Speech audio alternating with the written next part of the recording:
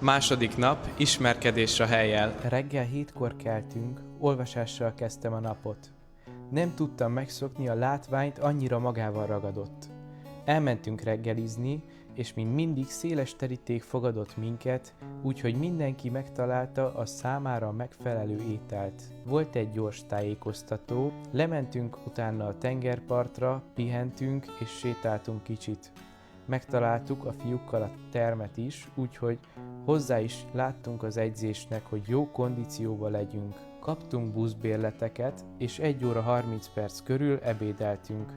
Az ebéd nagyon ízletes volt, ezért elhatároztuk, hogy le is mozogjuk, így hát elmentünk a busszal a város shopping malljába. Elég sok üzlet volt, és választék is volt bőven, de én úgy gondoltam, hogy megelégszem a látvánnyal is. Ezután elsétáltunk a buszig, ami elvitt minket a szállás közelébe.